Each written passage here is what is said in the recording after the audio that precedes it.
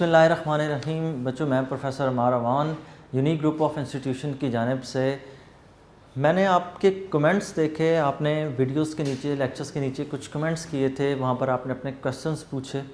उन्हीं क्वेश्चंस को मैंने रीराइट किया और आपके लिए लेकर आया हूँ, और जिस तरतीब से आपने क्वेश्चन पूछे उसी तरह मैं उनके रिप्लाइज कर रहा हूँ। पहला क्वेश्चन जो मेरे पास है जी, लिखा है बच्चे ने, if battery produces current then why we use a capacitor. कि अगर हम बैटरी चार्ज स्टोर करती है, बैटरी से हम करंट गेन कर लेते हैं, तो हम कैपेसिटर्स क्यों इस्तेमाल करते हैं। देखिए, बैटरी का जो करंट है उसमें कंडीशन कुछ और है, कैपेसिटर में कंडीशन कुछ और है। थोड़ा सा पीछे चलें तो हमें पता है बैटरीज रिचार्जेबल नहीं थी। आज बैटरी रिचार्जेबल मौजूद है, ठीक है। लेकिन अगर उसी तरह चलें कैपेसिटर्स के ऊपर, तो capacitors as compare to battery portable, ज़्यादा आसान। अब बैटरी को रिचार्ज करने के लिए आपको पता है कि आपने उस केमिकल रिएक्शन को रिवर्स करवाना होता है, ठीक है। लेकिन उसके दूसरे एंड पर अगर आप सिर्फ और सिर्फ बात करें कैपेसिटर्स की, तो आपने कैपेसिटर को सिर्फ और सिर्फ प्लग इन करना है एक सोर्स के साथ, और वो सोर्स खुद ब खुद इनको चार्ज कर देता है। तो इस तरह कैपेसिटर्स का use as compare to battery ज़्यादा बेहतर कंसिडर किया जाता है, तो इसलिए हम कैपेसिटर्स को भी यूज़ करते हैं। नेक्स्ट इसमें क्वेश्चन पूछा गया, सर गॉस लॉ को रिपीट कर दें।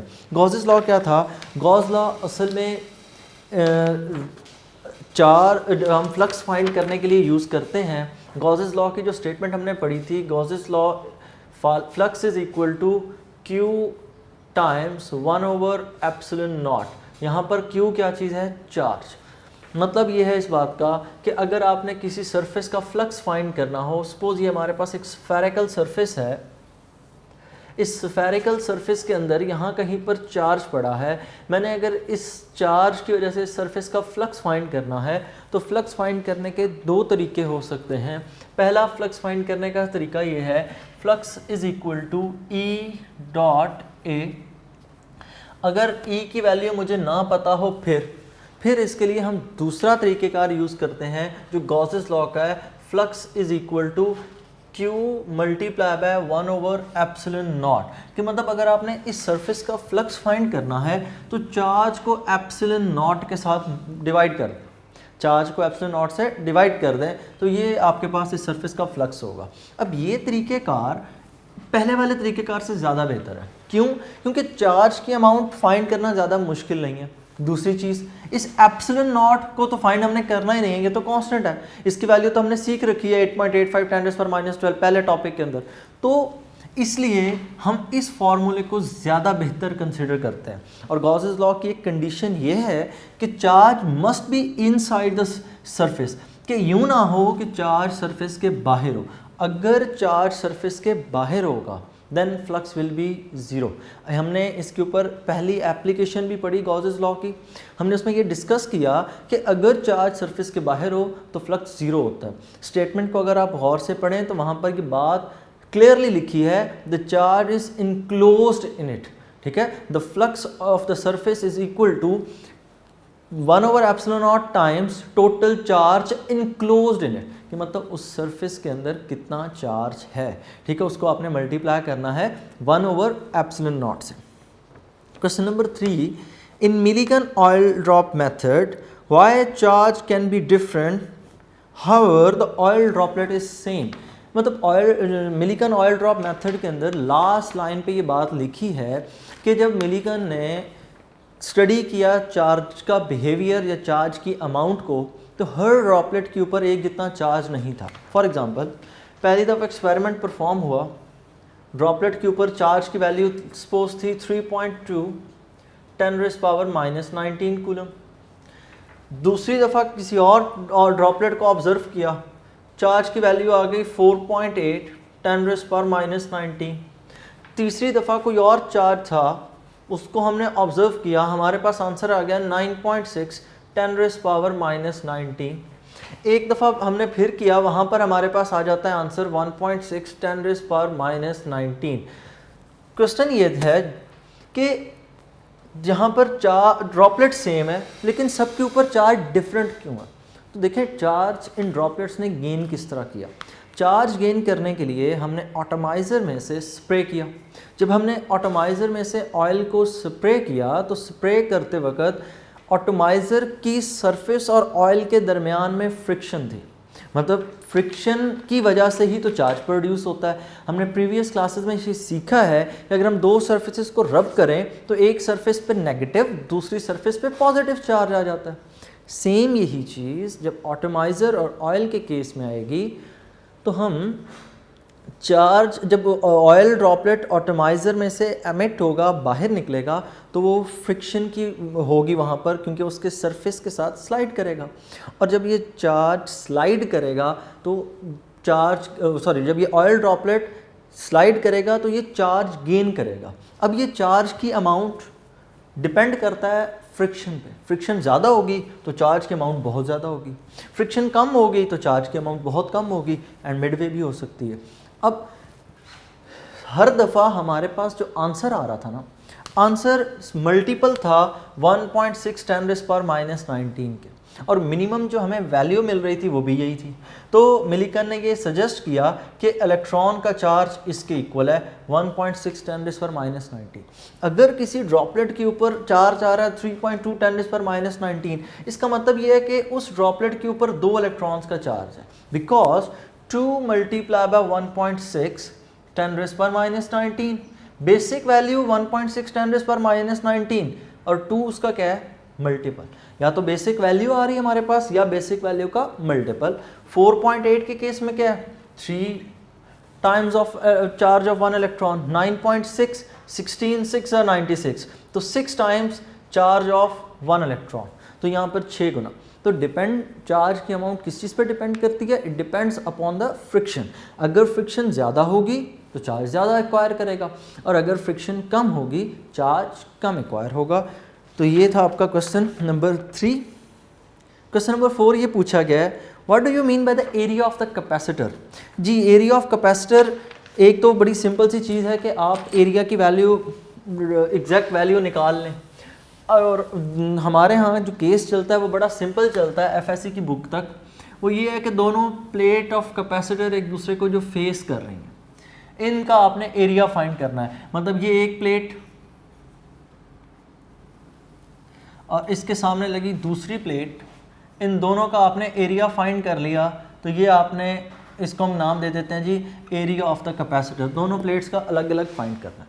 अब इसमें एक प्रॉब्लम है, ये तो केस हो गया जब दोनों प्लेट्स एक दूसरे के बिल्कुल आमने सामने हैं, I am talking about just like this. लेकिन अगर ये प्लेट्स ऊपर और नीचे मूव कर जाएं थोड़ी सी, अब जो आपस में कॉमन एरिया वो बहुत कम है। मैं उस डायग्राम को बनाता हूँ, मैं इसी प्लेट को नीचे शिफ्ट करूँ, तो नीचे इस प्लेट को शिफ्ट करें तो ये अब आपके सामने प्लेट नंबर 1, प्लेट नंबर 2 कुछ यहाँ पर आ जाएगी। अब इस हिस्से में जो चार्ज होगा ना नीचे, ये किसी काम का नहीं, ये ऊपर जो चार्ज होगा ये भी किसी काम का नहीं। क्यों? क्योंकि इलेक्ट्रिक फील्ड सेट ही नहीं होना दोनों प्लेट्स के दरमियान में। इलेक्ट्रिक फील्ड सिर्फ इसी रीजन में सेट होगा जो बिल्कुल एक दूसरे के आमने सामने वाला पोर्शन है, यहाँ पर इलेक्ट्रिक फील्ड सेट होगा, तो चार्ज भी यहीं पर ही एक्यूमुलेट होगा। तो एरिया ऑफ द कैपेसिटर के अंदर ये बात जहन में रखिएगा कि कैपेसिटेंस सिर्फ और सिर्फ किस चीज़ पे डिपेंड करती है कि प्लेट्स का फेसिंग एरिया जो एक दूसरे के कॉमन है, ठीक है, आप उसको डिस्कस कर सकते हैं। अगर इस चीज़ को अगर आपने मज़ीद बेहतर समझना है तो आप वो याद करें, टॉपिक 10th क्लास में आपने पढ़ा था वेरिएबल कैपेसिटर। वेरिएबल कैपेसिटर के अंदर क्या था, प्लेट के सेट को आप मूव करवा सकते हैं। जब प्लेट्स एक दूसरे के बिल्कुल आमने सामने, कैपेसिटेंस मैक्सिमम। जब प्लेट में, दोनों प्लेट्स में से एक को आप रोटेट करवाते हैं तो क्या होता है, कैपेसिटेंस कम होती जाती है। और जब आमने सामने का एरिया 0 हो जाता है देन कैपेसिटेंस इज 0, कि एक सिंगल प्लेट ऑफ चार्ज वो हमारे लिए किसी काम की नहीं है। डबल प्लेट आमने सामने, फिर चार्ज एक्वायर करें, इलेक्ट्रिक फील्ड सेट होगा, पोटेंशियल डिफरेंस क्रिएट होगा, देन वो चार्ज को स्टोर करते हैं। तो इसलिए इस कॉमन एरिया की बात करनी है कि इस प्लेट का ये वाला एरिया और ये एरिया, सिर्फ आप इतना कैलकुलेट करेंगे, ये जो पोर्शन जो कॉमन नहीं है ये कैलकुलेट नहीं होगा। This is called the area of the capacitor. ये ई कैट और एम कैट के हवाले से बड़ा इंपॉर्टेंट है MCQs। नेक्स्ट क्वेश्चन है जी question number 5। So what do you mean by sigma. Sigma क्या चीज़ है? सिग्मा असल में चार्ज डेंसिटी है इसका मतलब आपको अगर सिग्मा का कॉन्सेप्ट नहीं है तो आपने गॉसेस लॉ की सेकंड एप्लीकेशन मिस की, वहाँ पर हमने इसको डिस्कस किया था। सिग्मा क्या चीज़ है? Sigma is equal to charge per unit area. Suppose हमारे पास एक प्लेट है, इस प्लेट के ऊपर हमने चार्ज स्प्रेड कर रखा है। Suppose it has a positive charge, और अगर यहाँ पर मैं वैल्यू फाइंड करूँ तो मैं कहता हूँ कि हमारे पास टोटल चार्ज की अमाउंट है, suppose it is 12 coulomb total charge जो इस पूरी प्लेट के ऊपर है। अब मैंने जो चार्ज फाइंड करना है, मैंने किस तरह फाइंड करना है? Charge per unit area. हम चार्ज पर यूनिट एरिया की बात क्यों करते हैं? तो देखें, हर प्लेट पे चार्ज एक जैसा तो नहीं होता, चार्ज की वैल्यू हर प्लेट के लिए डिफरेंट। तो हर प्लेट के लिए फॉर्मूला एक जैसा करने के लिए हमने कंडीशन क्या कर दी है? Charge density, charge per unit area. क्योंकि जब आप पर यूनिट एरिया की बात करेंगे तो हर प्लेट को आप किस तरह डील कर रहे होंगे? Unit area. And what do you mean by unit area? Unit area means that area which is equal to 1 metre square, कि ऐसी प्लेट जिसका एरिया 1 मीटर स्क्वायर हो, जितना चार्ज उस प्लेट पर होगा that is called charge density. और charge density के लिए यहाँ पर यूनिट लिखें तो चार्ज के लिए कूलम, एरिया के लिए metre square, coulomb per metre square. This is called charge density, charge per unit area. Question number 6, what do you mean by epsilon naught and epsilon R? बच्चों, coulomb's law में हमने इन दोनों को discuss किया था और शायद आपको सुनने में थोड़ा सा मसला हुआ, स्टूडेंट ने वहाँ पर एप्सिलॉन नॉट लिखा हुआ है। इस वर्ड को जब आपने प्रोनाउंस करना है, ये सिंबल है एप्सिलॉन, एप्सिलॉन, ठीक है, epsilon naught and this is epsilon r. इन दोनों में क्या रिलेशन है और ये हैं क्या चीज़? एप्सिलॉन आर और एप्सिलॉन नॉट दोनों कांस्टेंट्स हैं। एप्सिलॉन नॉट कांस्टेंट यूज़ किया जाता है जब हम दो चार्जेस के दरमियान या कोई दो प्लेट्स के दरमियान में वर्किंग कर रहे हो। चार्जेस के दरमियान बात करेंगे तो फोर्स की बात करेंगे, ईदर फोर्स ऑफ अट्रैक्शन और फोर्स ऑफ रिपल्शन। प्लेट्स के दरमियान में बात करेंगे तो we will talk about electric field और द पोटेंशियल डिफरेंस। अब इन दोनों केसेस के अंदर हम एप्सिलॉन नॉट को तब यूज करते हैं when the medium between the both charges और the both plates is free space. Free space से मुराद कि इन दोनों के दरमियान में कुछ भी नहीं है, कोई मीडियम नहीं है, तब हम यहाँ पर एप्सिलॉन नॉट को यूज करते हैं। Epsilon not is the constant and it can be found as 1/4 pi epsilon naught, which is equal to K, and electrostatic K, it has a value of 9 × 10⁹ Newton meter square per coulomb square। यहाँ से आप value epsilon naught की find कर सकते हैं। It will be equal to 1/4 pi, pi की value भी put कर देते हैं 3.14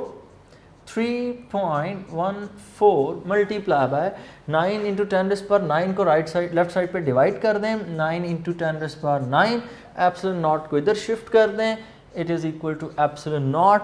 लेट अस कैलकुलेट। अगर हम इसको कैलकुलेट करें 1 डिवाइडेड बाय 12 डिवाइडेड बाय 9 × 9, तो बच्चों ये हमारे पास आंसर आता है 9.25 10⁻⁻12। तकरीबन जो वैल्यू हम आपको पढ़ाते हैं exact value that is 8 point, क्योंकि मैंने ये 3.14 कंप्लीट पुट नहीं किया, इसकी वजह से ये आंसर थोड़ा बहुत वेरी कर जाता है। तो 8.85 10⁻⁻12 ये एप्सिलॉन नॉट की वैल्यू है। And what about the unit? Unit newton metre square पर कूलम स्क्वायर, इसी का उल्ट। क्यों? ये के का यूनिट है, के और एप्सिलॉन नॉट में रिलेशन कौन सा है? इनवर्स का। तो जो यूनिट के का उसके उल्ट एप्सिलॉन नॉट के यूनिट लिखें कूलम स्क्वायर पर मीटर स्क्वायर पर न्यूटन, कूलम स्क्वायर पर मीटर स्क्वायर पर न्यूटन। तो ये एप्सिलॉन नॉट, और ये कब यूज़ करते हैं?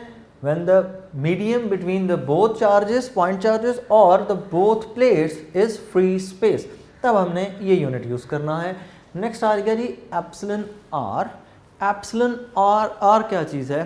अगर हम मीडियम बदल दें, हम मीडियम कुछ और रख दें, इन दोनों पॉइंट चार्जेस के दरमियान में हम मीडियम सपोज रख देते हैं एक पेपर, एयर इवन हो सकती है, even a glass, even a plastic sheet, a wooden block, तो क्या होगा?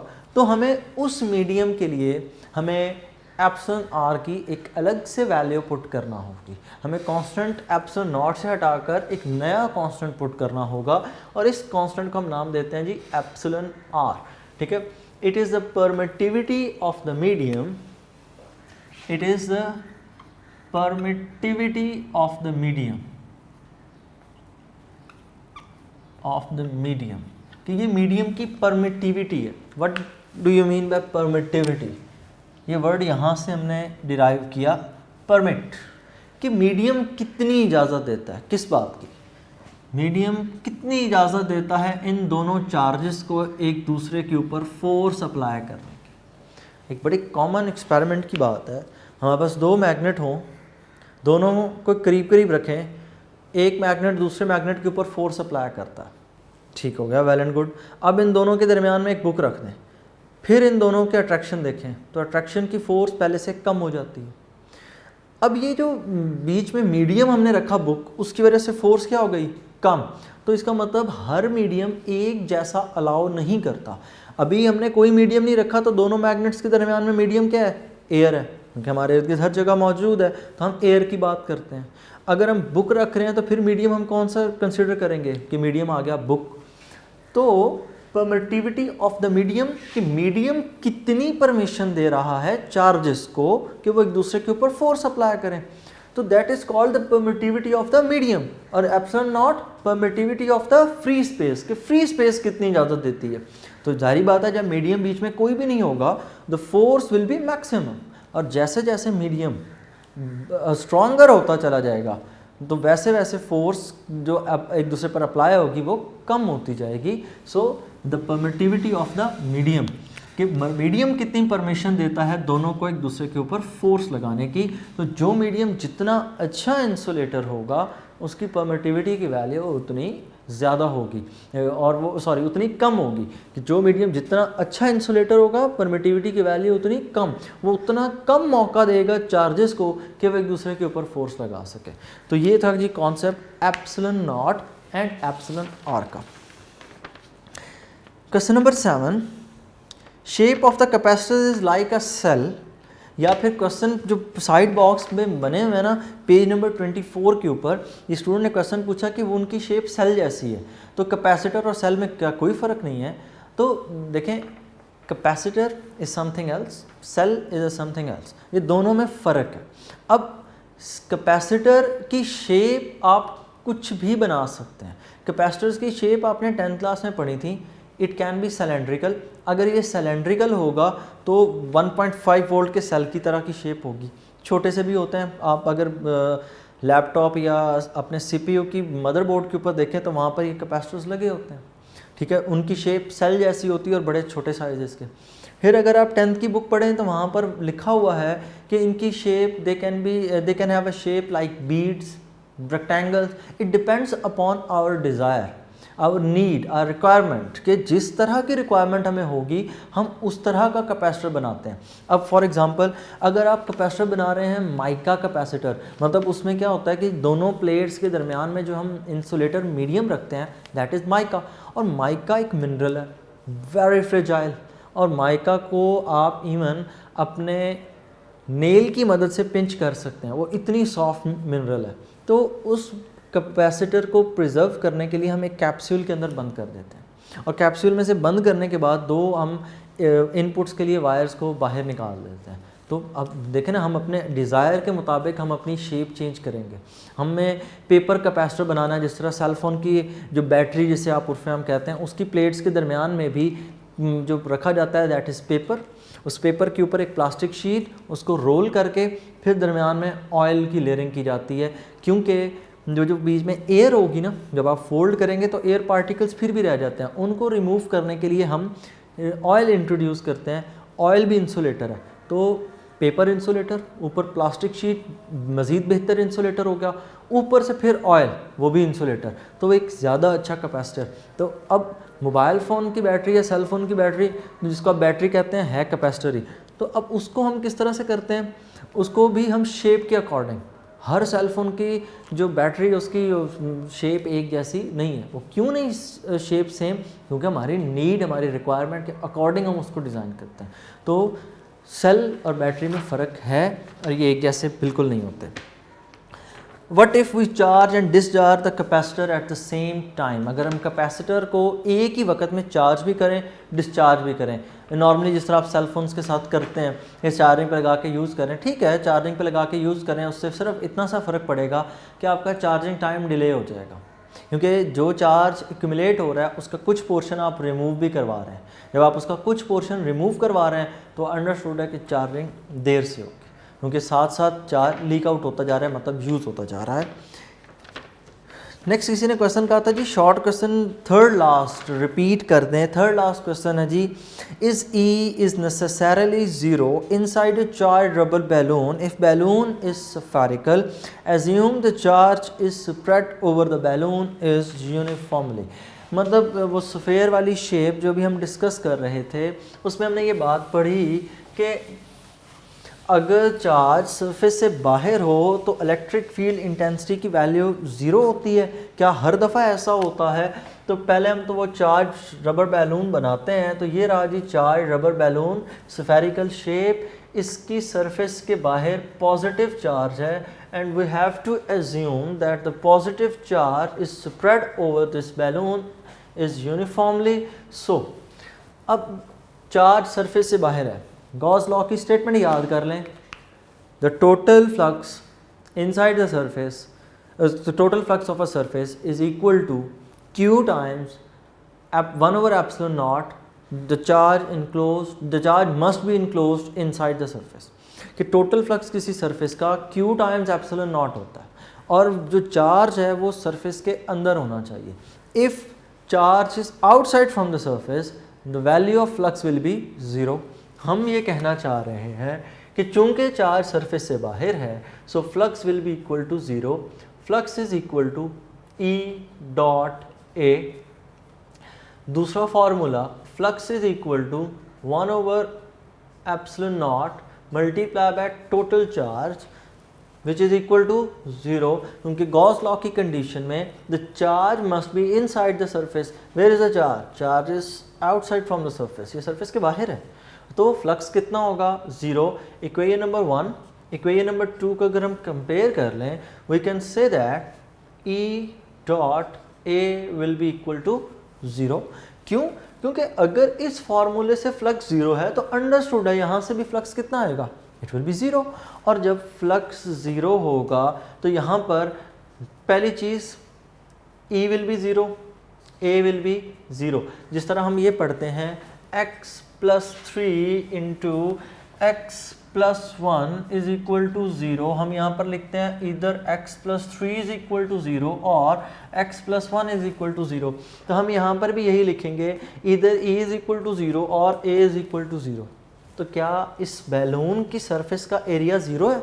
नो, वो एग्जिस्ट करता है, इतना बड़ा बैलून है तो उसका एरिया तो किसी सूरत ज़ीरो नहीं हो सकता। सो अगर एरिया ज़ीरो नहीं हो सकता, इसका मतलब ज़ीरो हमेशा फिर कौन होगा? E। Yes, E is necessary that E will be zero if the charge is distributed outside on the surface of the balloon and is distributed uniformly। अगर वो यूनिफॉर्म डिस्ट्रीब्यूशन होगी तो देखें ना, यहाँ से एक लाइन एंटर होने की कोशिश करेगी, दूसरी तरफ इसके ऑपोजिट पॉजिटिव को क्या कर देगा? रिपेल। वो चार्ज को की लाइन को अंदर एंटर ही नहीं होने देगा। जब कोई लाइन कट ही नहीं करेगी सरफेस को, then flux will be equal to zero. Flux उस सरफेस का नहीं होगा। नेक्स्ट जी, क्वेश्चन नंबर 10 एक पूछा गया जी, what is the effect of the medium on Coulomb force.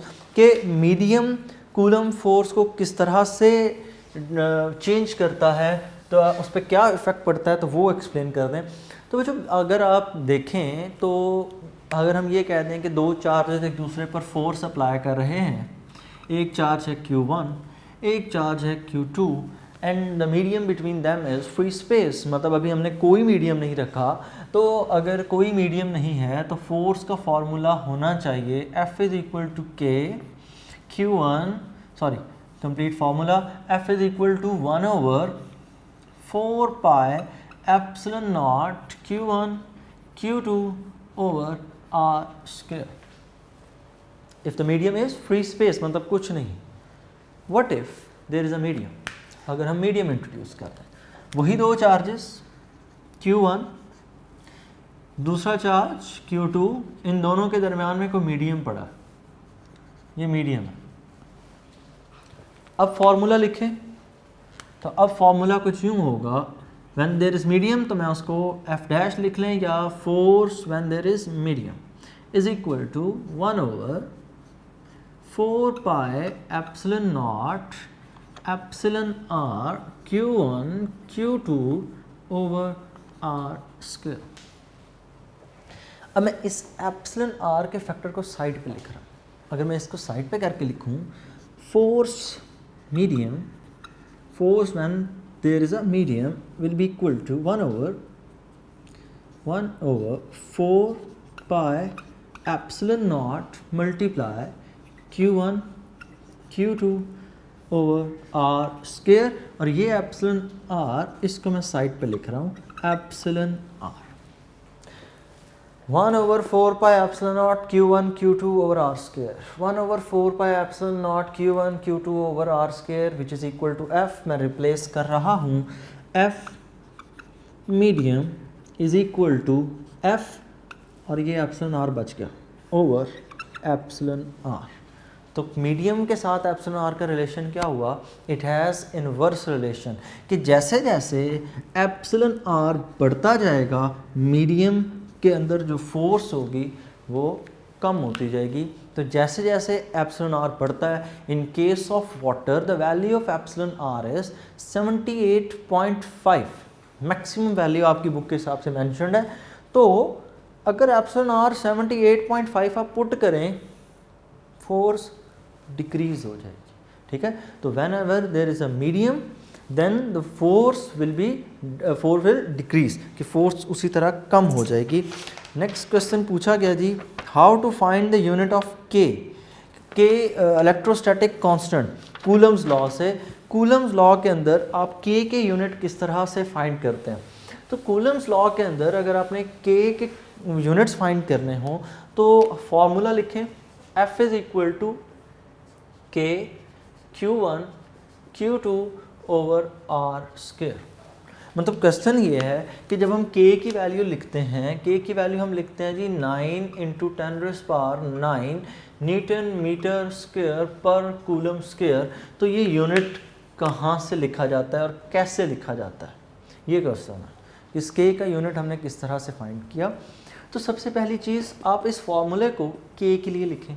जब हम इस फॉर्मूले को K के लिए लिखते हैं तो it will be equal to FR square over Q1 Q2, cross multiplication है, R स्क्वायर को F से मल्टीप्लाई कर दें, इन दोनों चार्जेस को ले जाकर डिवाइड कर दें लेफ्ट साइड पे, यूनिट्स पुट करें, K इज़ इक्वल टू फोर्स का यूनिट न्यूटन, डिस्टेंस का unit metre square, Q1 charge coulomb, दूसरा चार्ज कूलम।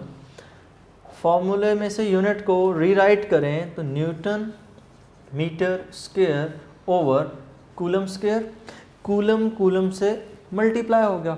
अब इस कूलम स्क्वायर को ऊपर शिफ्ट कर दें, it will become newton metre square पर कूलम स्क्वायर।